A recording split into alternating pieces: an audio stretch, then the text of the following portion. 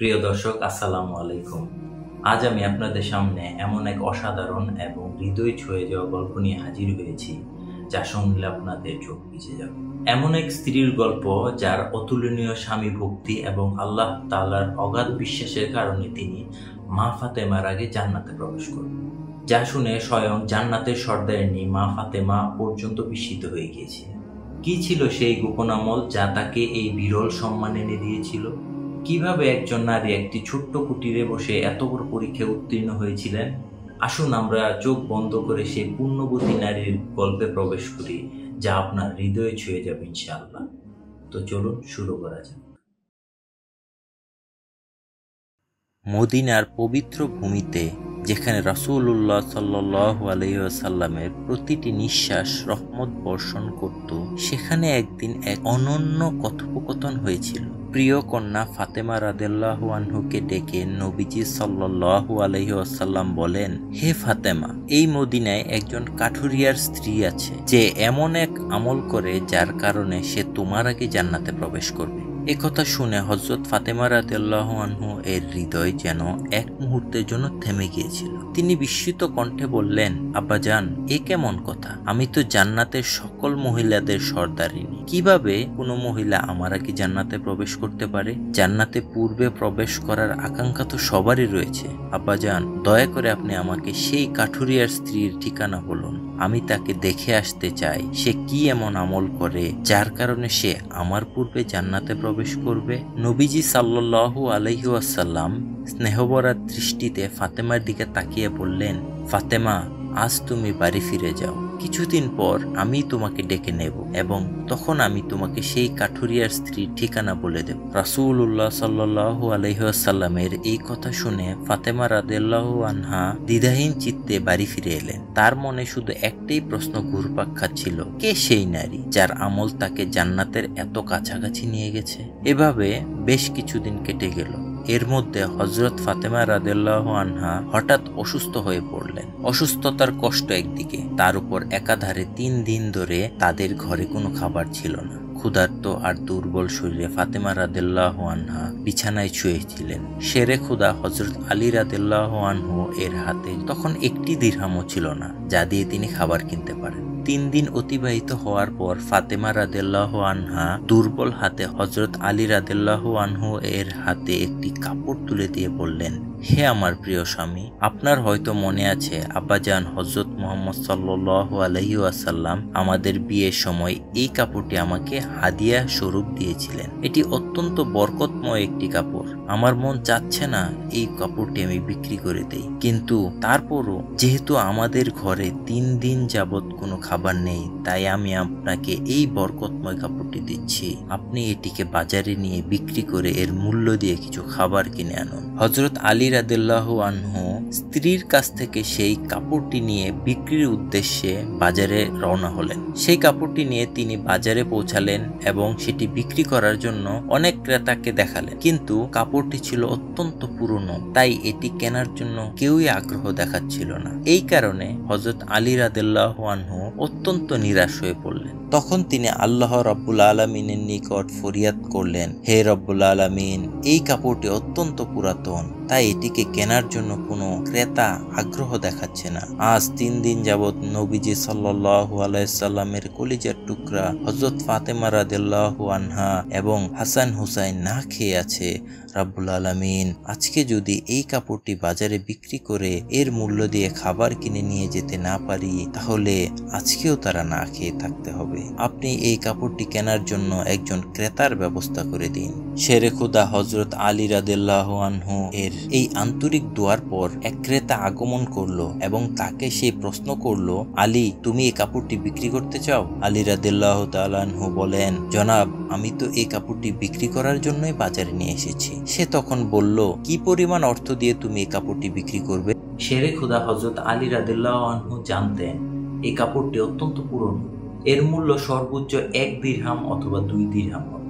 তাই তিনি তার দাম না চেয়ে বললেন, জনাব, আপনার যা মর্জি তাই প্রদান করুন, আমি নিজ থেকে এই কাপড়টির কোনো দাম চাচ্ছি না। তখন সেই ক্রেতাটি বলল, আমি 6 দিরহাম দিয়ে এই কাপড়টি ক্রয় করতে চাই, তুমি কি বিক্রি করতে রাজি আছো? হযরত আলী রাদিয়াল্লাহু তাআলা আনহু খুশির সাথে রাজি হয়ে গেলেন এবং বললেন, জনাব, আপনি আমাকে 6 দিরহাম দিয়ে এই কাপড়টি ক্রয় করতে পারেন। এরপর ক্রেতা হযরত আলী রাদিয়াল্লাহু তাআলা আনহুকে 6 দিরহাম দিল এবং হযরত আলী রাদিয়াল্লাহু তাআলা আনহু তাকে কাপড়টি হস্তান্তর করলেন। ওদিকে আল্লাহ রাব্বুল আলামিনের একদল ফেরেশতা অন্য একদল ফেরেশতাকে বলতে লাগলো, নবীজি সাল্লাল্লাহু আলাইহি ওয়াসাল্লামের সাহাবীরা অত্যন্ত দানশীল, তারা সুখে দুঃখে সর্বাবস্থায় দান করে। ফেরেশতাদের এই কথা শুনে অপর একদল ফেরেশতা বলল, আল্লাহর নবীর সাহাবীরা দান করে এটা ঠিক কথা, কিন্তু তারা সুখে দুঃখে সব সময় দান করে না। তাদের হাতে যদি কিছু থাকে তাহলেই তারা দান করে, এবং তাদের হাতে থাকা জিনিসটার প্রয়োজন যদি তাদের নিজেদের থাকে তখন তারা সেই জিনিসটা দান করে না। ফেরেশতাদের এই তর্ক বিতর্কের সমাধান করতে আল্লাহ রব্বুল আলামিন তাদেরকে বললেন, হে আমার ফেরেশতারা, তোমরা পরস্পরের মধ্যে ঝগড়া না করে এই বিষয়টি পরীক্ষা করার জন্য শেরে খুদা হযরত আলীর কাছে চলে যাও। সে 6 দিরহাম দিয়ে একটি কাপড় বিক্রি করেছে, আর এই 6 দিরহাম তার অত্যন্ত প্রয়োজন। তোমরা আলীর কাছে সেই 6 দিরহাম চেয়ে দেখো সে তোমাদের দেয় কিনা, আর এর মধ্যেই তোমাদের ঝগড়া সমাধান হয়ে যাবে। আল্লাহ রব্বুল আলামিনের পক্ষ থেকে এই নির্দেশের লাভের পরে একজন ফেরেশতা ফকির বেশে হযরত আলী রাদিয়াল্লাহু তাআলা আনহুর কাছে আগমন করলেন। শেরে খুদা হযরত আলী রাদিয়াল্লাহু তাআলা আনহু সেই 6 দিরহাম দিয়ে খাবার কিনতে যাচ্ছিলেন। ইতিমধ্যে ফকির বেশে সেই ফেরেশতা বললেন, হে আল্লাহর বান্দা, আমি কয়েকদিন যাবত না খেয়ে রয়েছি। দীর্ঘদিন না খেয়ে থাকার কারণে আমার শরীরে সামান্যতম নড়াচড়ার শক্তি পর্যন্ত নেই। আমি আল্লাহর ওয়াস্তে তোমার কাছে কিছু ফরিয়াদ করছি, যদি তোমার কাছে অর্থ থাকে সেগুলো আমাকে দান করে দাও, যাতে আমি অর্থ দিয়ে খাবার কিনতে পারি এবং আমার ক্ষুধার জ্বালা নিবারণ করতে পারি। ফকিরের এই প্রার্থনা শুনে হযরত আলী রাদিয়াল্লাহু তাআলা আনহু ভাবতে লাগলো, হে আল্লাহ, আজ 3 দিন যাবত আমার স্ত্রী ও সন্তানেরা না খেয়ে রয়েছে। 3 দিন পর আমার স্ত্রী ফাতেমা আমাকে একটি কাপড় বিক্রি করতে দিলেন, বলা ছিল সেই কাপড় বিক্রি করে তার অর্থ দিয়ে আমি তাদের জন্য কিছু খাবার কিনে নিয়ে যাব। কিন্তু তোমার এক অসহায় বান্দা আমার কাছে ভিক্ষা প্রার্থনা করছে, এখন আমি কি করব? আমি কি আমার স্ত্রী সন্তানের জন্য খাবার কিনে নিয়ে যাব, নাকি এই ভিক্ষুককে দান করে দেব? সর্বশেষে তিনি সিদ্ধান্ত নিলেন এই অর্থগুলো তিনি ভিক্ষুককে দান করে দেবেন। অতঃপর তিনি মনে মনে ভাবতে লাগলেন, আল্লাহ আমার উত্তম অভিভাবক, এই ভিক্ষুককে আমি 6 দিরহাম দান করে দেই, অতঃপর আল্লাহ রব্বুল আলামিন আমার জন্য উত্তম ব্যবস্থা করবেন। তখন তিনি সেই 6 দিরহাম ভিক্ষুককে দান করে দিলেন। এরপর চিন্তিত এবং পেরেশান মনে হযরত আলী রাদিয়াল্লাহু আনহু সামনের দিকে চলতে লাগলেন। ইতিমধ্যে দেখা গেল এক ব্যক্তি হযরত আলী রাদিয়াল্লাহু তাআলা আনহু এর কাছে একটি লাল ঘোড়া নিয়ে আসলো এবং তাকে বলল, হে শেরে খুদা আলী, আপনি কি আমার কাছ থেকে লাল ঘোড়াটি কিনতে চাচ্ছেন? তখন হযরত আলী রাদিয়াল্লাহু আনহু বললেন, ভাই, আমি কিভাবে এই ঘোড়াটি আপনার কাছ থেকে কিনবো? আমার হাতে তো কোনো অর্থই নেই। তখন সেই ব্যক্তি বলল, হে শেরে খুদা হযরত আলী, আমি বাকিতে আপনার কাছে এই ঘোড়াটি বিক্রি করব। আপনি ঘোড়াটি নিয়ে ব্যবসা করুন, অতঃপর ব্যবসায় লাভ হলে আমাকে মূল্য চুকিয়ে দেবেন। হযরত আলী রাদিয়াল্লাহু আনহু তখন ভাবলেন, যেহেতু বাকিতে তিনি আমাকে এই ঘোড়াটি বিক্রি করতে চাইছে, তাহলে তা নিতে আমার সমস্যা কোথায়?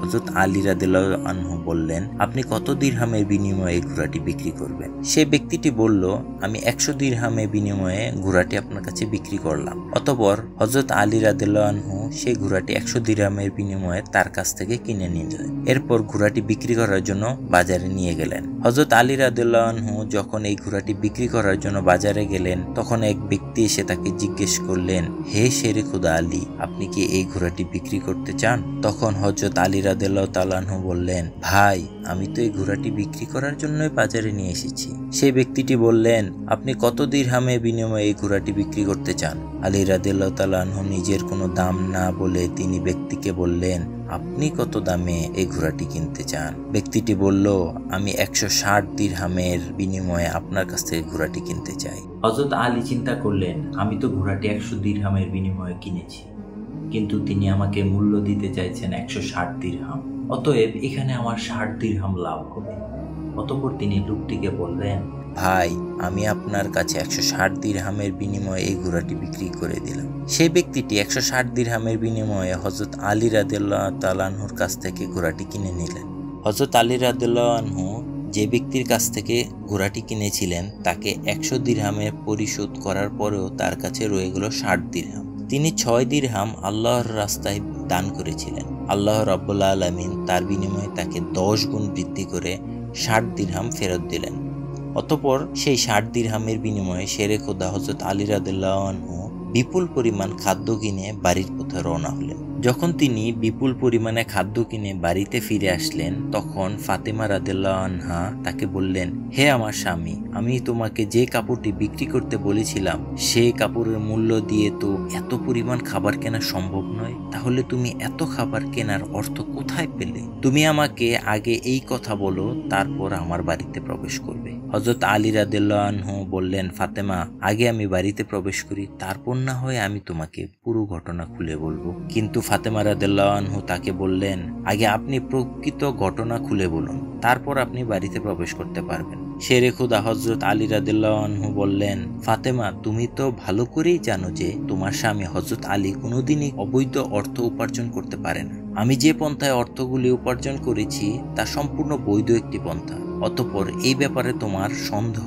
করার কোনো কারণই নেই। কিন্তু হযরত ফাতেমা রাদিয়াল্লাহু আনহা হযরত আলী রাদিয়াল্লাহু আনহু এর কথাগুলো তেমন ভাবে বুঝতে চাইছিলেন না। হযরত আলী রাদিয়াল্লাহু আনহু ও হযরত ফাতেমা রাদিয়াল্লাহু আনহু এর মাঝে এই ঘটনা ঘটার কিছুদিন পরে নবী পাক সাল্লাল্লাহু আলাইহি ওয়াসাল্লাম হযরত ফাতেমা রাদিয়াল্লাহু আনহাকে তার দরবারে ডাক দিলেন। অতঃপর তিনি তাকে বললেন, হে ফাতেমা, তোমার কি মনে আছে আমি কিছুদিন পূর্বে তোমাকে বলেছিলাম একজন কাঠুরিয়ার স্ত্রী তোমার পূর্বে জান্নাতে প্রবেশ করবে? হযরত ফাতেমা রাদিয়াল্লাহু আনহা বললেন, আব্বাজান, অবশ্যই আমার মনে আছে। আমি সেই কাঠুরিয়ার স্ত্রীর সঙ্গে সাক্ষাৎ করার জন্য অধীর আগ্রহে বসে আছি। দয়া করে আপনি আমাকে তার ঠিকানা বলুন, যাতে আমি দেখে আসতে পারি সেই কাঠুরিয়ার স্ত্রী কি এমন আমল করে যার কারণে সে আমার পূর্বে জান্নাতে প্রবেশ করবে। তখন মুহাম্মদ সাল্লাল্লাহু আলাইহি ওয়াসাল্লাম তাকে বললেন, হে ফাতেমা, কোনো এক নির্জন জঙ্গলের মাঝে সেই কাঠুরিয়া ও তার স্ত্রী বসবাস করে। তুমি যাও, তার সঙ্গে সাক্ষাৎ করে এসো। রাসূলুল্লাহ সাল্লাল্লাহু আলাইহি ওয়াসাল্লামের কাছ থেকে সেই কাঠুরিয়ার স্ত্রীর ঠিকানা পেয়ে মা ফাতেমা রাদিয়াল্লাহু আনহা তার সাথে সাক্ষাৎ করার জন্য রওনা হলেন। যখন তিনি কাঠুরিয়ার বাড়িতে এসে পৌঁছালেন, তখন ফাতেমা রাদিয়াল্লাহু আনহা সালাম দিয়ে বললেন, বাড়িতে কি কেউ আছেন? আমি নবীর মেয়ে হযরত ফাতেমা বলছি, আমি কি বাড়ির ভিতরে আসতে পারি? বাড়ির ভিতর থেকে আওয়াজ আসলো, আমি পরম সৌভাগ্যবান যে আমার বাড়িতে নবীর মেয়ে হযরত ফাতেমার আগমন হয়েছে। হে আল্লাহর নবীর মেয়ে, আপনি বলুন কেন আমার বাড়িতে আগমন করেছেন? তখন হযরত ফাতেমা রাদিয়াল্লাহু আনহা বললেন, আমি আপনার সাথে দেখা করতে চাই, দয়া করে আমাকে ভিতরে আসতে দিন। তখন কাঠুরিয়ার স্ত্রী বলল, হে আল্লাহর নবীর মেয়ে, জান্নাতের সর্দারিনী, আপনার সাথে দেখা করার একটা ইচ্ছা ও আগ্রহ আমার মনেও রয়েছে, কিন্তু তারপরও আমি আপনাকে ঘরে আসার অনুমতি দিতে পারি না, কেননা এটি আমার স্বামীর ঘর। আমি আমার স্বামীকে না বলে কোনো মানুষকে ঘরে ঢোকার অনুমতি দিতে পারি না। দয়া করে আপনি আগামীকাল আসবেন। আমি আমার স্বামীর কাছ থেকে আপনার ব্যাপারে অনুমতি নিয়ে রাখব। যদি আমার স্বামী অনুমতি দান করেন তবেই কেবল আপনাকে ঘরের ভেতরে প্রবেশ করার অনুমতি আমি দিতে পারি। কাঠুরিয়ার স্ত্রীর কাছ থেকে এই কথা শোনার পরে হযরত ফাতেমা রাদিয়াল্লাহু আনহা বাড়িতে ফিরে গেলেন। দ্বিতীয় দিন যখন তিনি কাঠুরিয়ার স্ত্রীর সঙ্গে দেখা করার জন্য বাড়ি থেকে বের হলেন, তখন হাসান রাদিয়াল্লাহু আনহু তাকে জড়িয়ে ধরে বললেন, আম্মাজান, আপনি কালকে কোথায় গিয়েছিলেন? আপনাকে আমি খুঁজে পাচ্ছিলাম না। আম্মাজান, আপনি যেখানে যাচ্ছেন দয়া করে আমাকেও আপনার সাথে নিয়ে নিন। হযরত ফাতেমা রাদিয়াল্লাহু আনহা তখন তার বড় পুত্র হযরত হাসানকে তার সাথে নিলেন। এরপরে তিনি কাঠুরিয়ার স্ত্রীর বাড়িতে পৌঁছে গেলেন। অতঃপর সালাম দিয়ে বললেন, বাড়িতে কি কেউ আছেন? আমি নবীর মেয়ে ফাতেমা বলছি, আমার সাথে আমার বড় পুত্র হাসান রয়েছে, আমি কি বাড়ির ভিতরে আসতে পারি? ভিতর থেকে আওয়াজ দিয়ে কাঠুরিয়ার স্ত্রী বলল, হে নবীর মেয়ে ফাতেমা, আপনার সাথে দেখা করার আগ্রহ আমার মনেও রয়েছে। গতকালকে আমার স্বামীর কাছ থেকে আপনার ব্যাপারে অনুমতি নিয়েছিলাম, কিন্তু আপনার সাথে আপনার যে বড় পুত্র হাসানকে নিয়ে এসেছেন তার ব্যাপারে আমার স্বামীর কাছ থেকে অনুমতি গ্রহণ করিনি। এই কারণে আমি আপনাকে ঘরে প্রবেশে অনুমতি দিতে পারি, কিন্তু আপনার পুত্র হাসানকে অনুমতি দিতে পারি না। দয়া করে আপনি আগামীকাল আসবেন। আপনার পুত্র হাসানের ব্যাপারে আমার স্বামীর কাছ থেকে অনুমতি নিয়ে রাখব। কাঠুরিয়ার স্ত্রীর কাছ থেকে এই কথা শোনার পর ফাতেমা রাদিয়াল্লাহু আনহা আবারও বাড়ি ফিরে গেলেন। পরের দিন আবারও তিনি যখন কাঠুরিয়ার স্ত্রীর সঙ্গে দেখা করার জন্য রওনা হবেন, তখন তার ছোট ছেলে হযরত হুসাইন রাদিয়াল্লাহু আনহু তাকে জড়িয়ে ধরে বললেন, আম্মাজান, আপনি 2 দিন ধরে কোথাও যাচ্ছেন, আমি আপনাকে খুঁজে পাচ্ছি না, আজকে আপনি আমাকেও সঙ্গে নিয়ে যান। হযরত ফাতেমা রাদিয়াল্লাহু আনহা তখন 2 পুত্র হাসান ও হুসাইনকে সঙ্গে নিয়ে আবারও সেই কাঠুরিয়ার বাড়িতে গেলেন। বাইরে থেকে তিনি সালাম দিয়ে বললেন, বাড়িতে কি কেউ আছেন? আমি নবীর মেয়ে ফাতেমা বলছি এবং আমার সাথে আমার 2 পুত্র হাসান এবং হুসাইন রয়েছে। বাড়ির ভিতর থেকে কাঠুরিয়ার স্ত্রী আওয়াজ দিয়ে বললেন, হে নবীর মেয়ে ফাতেমা, আপনার সঙ্গে দেখা করার আগ্রহ ও আকাঙ্ক্ষা আমার মনের মধ্যে রয়েছে। গতকালকে আপনার ব্যাপারে এবং আপনার বড় ছেলে হাসানের ব্যাপারে আমার স্বামীর সাথে কথা বলেছি, কিন্তু আপনার ছোট ছেলে হুসাইনের ব্যাপারে অনুমতি নেইনি। দয়া করে আজকেও আপনি ফিরে যান এবং আগামীকাল আসবেন। আগামীকালকে আপনাদের 3 জনের ব্যাপারে আমি অনুমতি গ্রহণ করে রাখবো। কাঠুরিয়ার স্ত্রীর এই কথা শোনার পর ফাতেমা রাদিয়াল্লাহু আনহা আবার বাড়িতে ফিরে গেলেন। পরের দিন ফাতেমা রাদিয়াল্লাহু আনহা আবারও সেই কাঠুরিয়ার স্ত্রীর বাড়িতে গেলেন। তখন তাকে কাঠুরিয়ার স্ত্রী ঘরে প্রবেশ করার অনুমতি দিলেন। হযরত ফাতেমা রাদিয়াল্লাহু আনহা ঘরে প্রবেশ করে দেখল কাঠুরিয়ার স্ত্রী বসে আছে, তার সঙ্গে রাখা আছে একটি লাঠি, একটি মোটা দড়ি আর এক পাত্র পানি।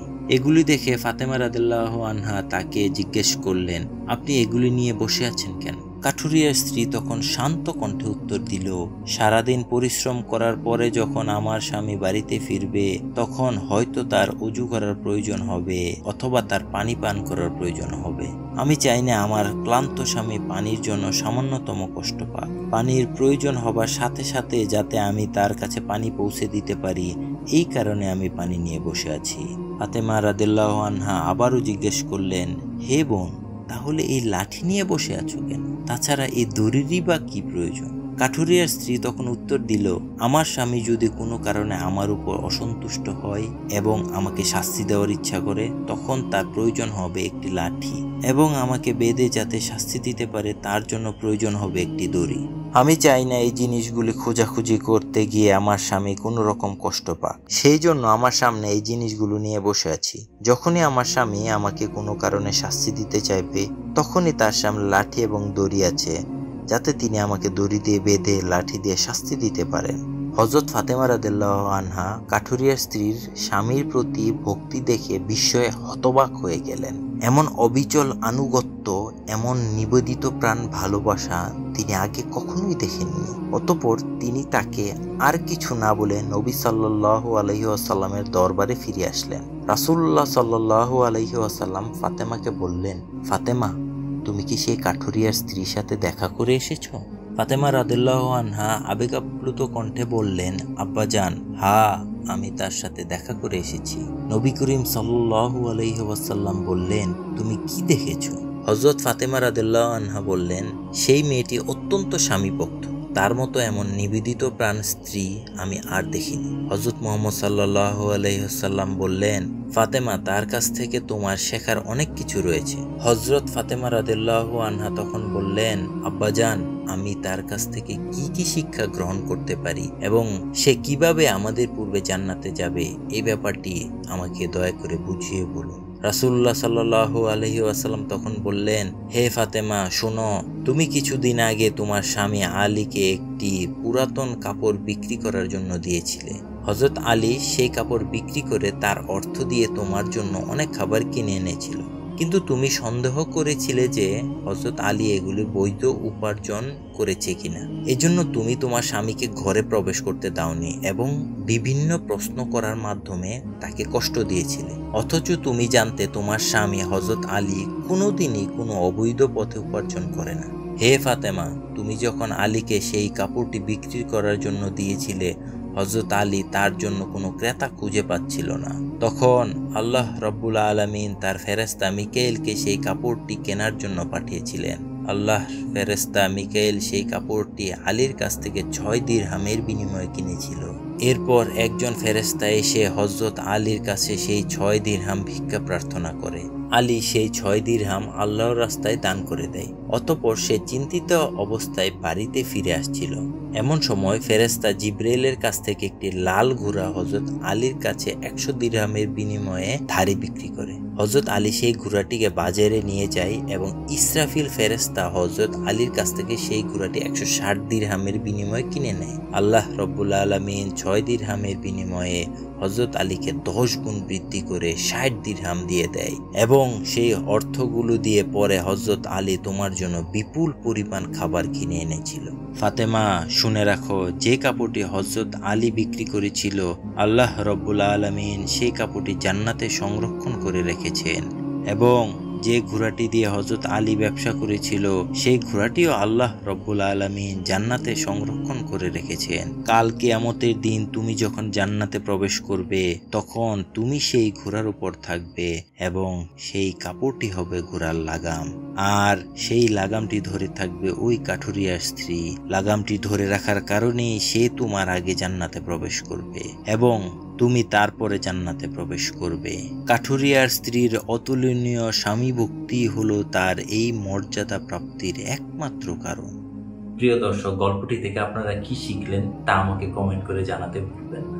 ভিডিওটি ভালো লাগলে লাইক করুন এবং বন্ধুদের সাথে শেয়ার করুন এবং এমন আরো ইসলামিক গল্প এবং শিক্ষামূলক ভিডিও পেতে আমাদের চ্যানেলটিকে সাবস্ক্রাইব করে পাশে থাকুন। দেখা হচ্ছে পরের ভিডিওতে। আল্লাহ হাফেজ।